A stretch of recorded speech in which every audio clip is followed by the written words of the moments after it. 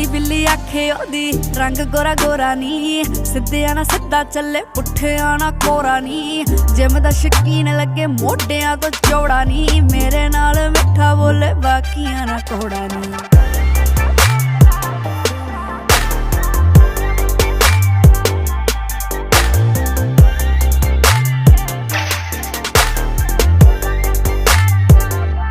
ਜਿਹੜੀ ਮੁੰਡਾ ਕੁੜੀਆਂ ਚਿੜੀਆਂ ਵੇਖਦਾ ਰਹਿੰਦਾ ਅੱਖਾਂ ਸੇਕਦਾ।